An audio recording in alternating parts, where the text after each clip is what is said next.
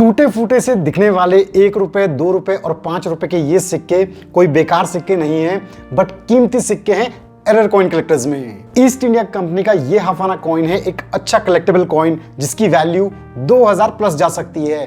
तो आप सभी के ऐसे बहुत से इंटरेस्टिंग क्वेश्चंस आज हम कवर करने वाले हैं चिलर गन के इस Q&A में, जो कि है CGQS72।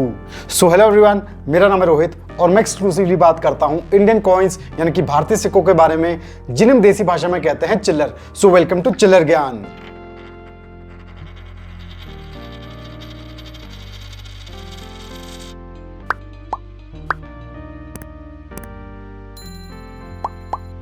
तो इससे पहले कि मैं आप सभी के क्वेश्चंस पे जाऊं, अगर आप देखना चाहते हैं हमारे बहुत ही इंटरेस्टिंग व्लॉग वीडियोस जिसमें आप जान पाएंगे मुझे और चिल्लर ज्ञान की एडिटर को और बेहतर से, तो जरूर चेक करें हमारा दूसरा चैनल मियां मिठू ऊपर आई बटन पे क्लिक करके, और जरूर इस चैनल को भी सब्सक्राइब कर लें।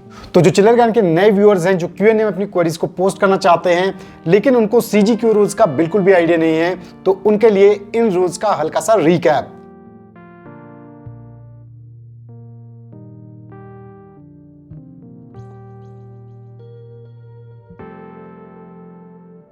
आप सभी को इन रूल्स को अच्छे से फॉलो करना है, क्योंकि तभी आपके क्वेश्चंस Q&A वीडियोस में लिए जाएंगे। तो अगर आपने वीडियो को अभी तक लाइक और चैनल को सब्सक्राइब नहीं किया है तो फटाफट से कर दीजिए।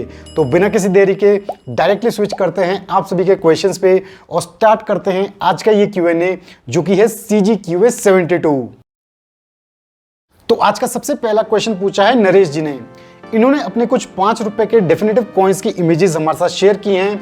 तो ये जानना चाहते हैं कि इन सभी सिक्कों में किस प्रकार के एरर हैं और इनकी क्या वैल्यू है आज की डेट में। तो नरेश जी एक एक करके आपके एरर कॉइन्स को एनालाइज करते हैं और इनकी डिटेल्स को डिस्कस करते हैं। तो सबसे पहला जो आपका सिक्का है वो है ईयर 1998 में जारी किया गया कॉपर निकल का 5 रुपए का ये एरर कॉइन।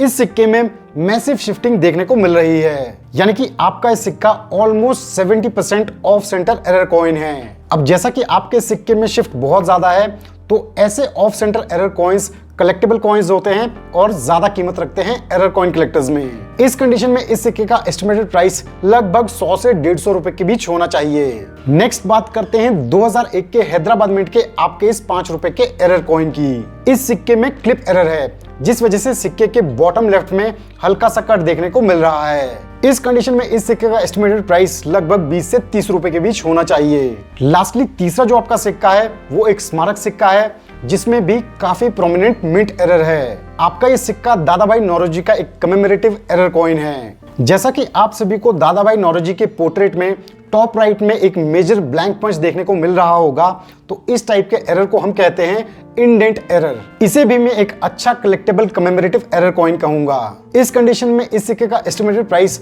लगभग 200 रुपए के करीब होना चाहिए। तो आई होप नरेश जी आपको अपने इन सिक्कों की एरर से रिलेटेड डिटेल्स मिल गई होंगी। नेक्स्ट क्वेश्चन पूछा है संजय नायक जी ने। इन्होंने अपने एक 1 रुपए के सिक्के की इमेजेस हमारे साथ शेयर की हैं। तो ये जानना चाहते हैं कि इस सिक्के में किस प्रकार का एरर है। तो संजय जी आपका जो सिक्का है ये ईयर 1996 में जारी किया गया फेरेटिक स्टेनलेस स्टील का 1 रुपए का एक एरर कॉइन। अगर आप सभी ध्यान से देखेंगे तो सिक्के के ओवर साइड और रिवर्स साइड दोनों ही जगह सिक्के का डिजाइन ऑलमोस्ट कंप्लीट है, और साथ ही साथ सिक्के का जो साइज है वो थोड़ा सा बड़ा देखने को मिल रहा है। तो इस टाइप के एरर को आप गलती से ऑफ सेंटर एरर ना समझ बैठें। ये एक प्रकार का ब्रॉड स्ट्रक कॉइन है, यानी कि इसे हम ब्रॉड स्ट्राइक एरर कॉइन कहते हैं। इस कंडीशन में आपके सिक्के का एस्टिमेटेड प्राइस लगभग 30 रुपए के करीब होना चाहिए। नेक्स्ट क्वेश्चन पूछा है शुभांकर घोष जी ने। इन्होंने भी अपने 4 एरर कॉइन्स की इमेजेस हमारे साथ शेयर की हैं। तो ये जानना चाहते हैं कि इन सिक्कों में किस प्रकार के एरर हैं और इनकी क्या वैल्यू है आज की डेट में। तो सबसे पहले तो यहाँ पे मेरी आप सभी से रिक्वेस्ट है कि जो भी व्यूअर्स क्वेश्चंस पूछते हैं वो प्लीज अपने क्वेश्चंस में केवल एक ही सिक्के से रिलेटेड क्वेरी पूछें, क्योंकि मल्टीपल सिक्कों पे क्वेरीज लेना थोड़ा सा मुश्किल हो जाता है और बहुत सारे लोग हैं जो अपनी क्वेरीज का वेट कर रहे होते हैं। इस वजह से उन्हें अपनी क्वेरीज के लिए ज्यादा इंतजार करना पड़ता है। तो शुभांकर फिलहाल आज के लिए मैं आपकी कंप्लीट क्वेरी ले रहा हूं, लेकिन फ्यूचर से आप सभी ध्यान रखें कि केवल एक सिक्के से रिलेटेड ही क्वेरी पूछें। तो सबसे पहला है ईयर 1999 में कोलकाता मिंट से जारी किया गया फेरेटिक स्टेनलेस स्टील का आपका ये 1 रुपए का एरर कॉइन। इस सिक्के में भी शिफ्टिंग देखने को मिल रही है। आपके इस सिक्के में हॉरिजॉन्टल शिफ्टिंग देखने को मिल रही है, यानी आपका ये 1 रुपए का सिक्का horizontal of centre error coin है। इस कंडीशन में इस सिक्के का एस्टिमेटेड प्राइस लगभग 20 से 30 रुपए के करीब होना चाहिए, क्योंकि इस सिक्के में शिफ्ट इतना ज्यादा नहीं है। नेक्स्ट जो आपका सिक्का है वो है ईयर 1997 में कैलकाटा मिंट से जारी किया गया 25 पैसे का एक डेफिनेटिव एरर कॉइन। इस सिक्के में भी ऑफ सेंटर एरर है। इसे मैं एक अच्छा कलेक्टेबल एरर कॉइन कहूंगा, क्योंकि एज पर माय नॉलेज 25 पैसे के इनडेफिनेटिव सीरीज में हमें ऐसे शिफ्ट एरर्स कंपैरेटिवली कम देखने को मिलते हैं। तो इस कंडीशन में इस सिक्के का estimated price error coin collectors में होना चाहिए लगभग 150 से 200 रुपए के बीच। अब इसके बाद जो आपका सिक्का है वो है ईयर 1999 में जारी किया गया कॉपर निकल का ये 5 रुपए का एरर कॉइन। इस सिक्के में सेंटर से ऑलमोस्ट 40% हॉरिजॉन्टल शिफ्टिंग है, यानी कि आपका ये सिक्का भी horizontal of centre error coin है। इस सिक्के की कंडीशन अच्छी है और सिक्के में शिफ्ट भी काफी ज्यादा प्रोमिनेंट है, तो इसे भी मैं एक कलेक्टेबल एरर कॉइन कहूंगा। इस कंडीशन में इस सिक्के का एस्टिमेटेड प्राइस लगभग 100 से 150 रुपए के बीच होना चाहिए। और फाइनली आपका जो ये 5 रुपए का कॉपर निकल का सिक्का है, इसमें क्लिप एरर के साथ साथ हल्का सा डाईफिल एरर भी है, जिस वजह से इस सिक्के के कुछ एलिमेंट्स मिसिंग है। इस कंडीशन में इसका एस्टिमेटेड प्राइस लगभग 50 से 70 रुपए के करीब होना चाहिए। तो आई होप आपको अपने सभी एरर कॉइन्स पे क्लैरिटी मिल गई होगी। नेक्स्ट क्वेश्चन आया है रैंडम रिव्यूज नाम के एक प्रोफाइल से। इन्होंने अपने 1990 के कैलकाटा मिंट के एक 2 रुपए के सिक्के की इमेजेस हमारे साथ शेयर की हैं, जो ये बताते हैं कि ये सिक्का एक मिल्ड एज कॉइन है। तो ये जानना चाहते हैं कि क्या ये कोई स्केर्स कॉइन है या फिर कोई रेयर कॉइन है। तो यहाँ पे मैं आपको बताना चाहूंगा कि ईयर 1990 में कैलकाटा मिंट से जारी किया गया आपका जो 2 रुपए का सिक्का है, इसमें जो एज वेराइटी आपने शेयर की है, इसे हम मिल्ड एज नहीं कहते हैं। इस टाइप की एज वेराइटी को हम सिक्योरिटी एज कहते हैं। और जो सिक्योरिटी एज होता है वो इन सिक्कों में हमें कॉमनली देखने को मिलता है। तो इसका मतलब आपका ये सिक्का ना ही कोई स्केयर सिक्का है ना ही रेयर सिक्का, बट ये एक कॉमन सिक्का है। नेक्स्ट क्वेश्चन पूछा है विकास पथारे जी ने। ये बताते हैं कि इनके पास मदन मोहन मालवीय का एक 5 रुपए का एम मिंट मार्क का सिक्का है। तो ये जानना चाहते हैं कि इसकी क्या वैल्यू है आज की डेट में। तो विकास जी, आपकी बात बिल्कुल सही है कि 2011 के 5 रुपए के जो मदन मोहन मालवीय के सिक्के हैं, वो हमें डायमंड मिंट मार्क वाले कॉमन सिक्कों के साथ साथ एम मिंट मार्क में भी देखने को मिलते हैं, जिन्हें हम कहते हैं म्यूल कॉइन्स, क्योंकि इन सिक्कों में सिक्के के रिवर्स साइड में प्रूफ डाई का इस्तेमाल किया गया है। इन सिक्कों का यूएनसी ग्रेड में एस्टिमेटेड प्राइस लगभग 100 रुपए के करीब है। वेरी फाइन से एक्स्ट्रा फाइन कंडीशन में इनका प्राइस 40 से 50 रुपए के करीब है। नेक्स्ट क्वेश्चन पूछा है संजय खरे जी ने। ये बताते हैं कि इनके पास 1942 का एक क्वार्टर रुपी कॉइन है, जिसका रीडेड एज है। तो ये जानना चाहते हैं कि क्या ये कोई रियल कॉइन है या फिर फेक कॉइन है। तो संजय जी, 1942 के आपके इस क्वार्टर रुपी कॉइन को क्लोजली देखने से इसके डिजाइन और इसके मेटल से समझ आ रहा है कि आपका जो सिक्का है ये कोई जेन्युइन कॉइन नहीं है, बट एक कंप्लीटली फेक कॉइन है। नेक्स्ट क्वेश्चन पूछा है कैफ मलिक जी ने। इन्होंने अपने 3 2 रुपए के सिक्कों के ओवर साइड की इमेजेस हमारे साथ शेयर की हैं, जिसमें ये बताते हैं कि जो मिडिल वाला सिक्का है वो 2019 का एक 2 रुपए का सिक्का है और इसका अशोक स्तंभ दोनों सिक्कों से अलग है। तो ऐसा क्यों?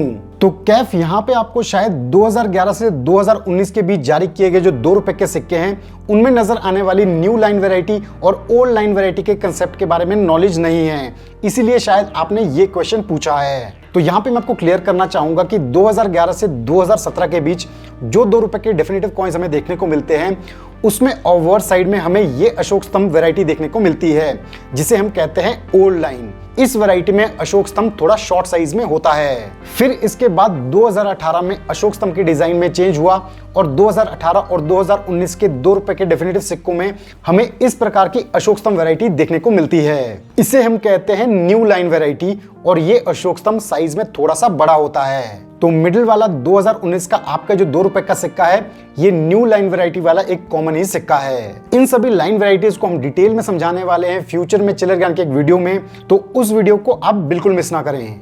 नेक्स्ट क्वेश्चन पूछा है सुभाजीत ने।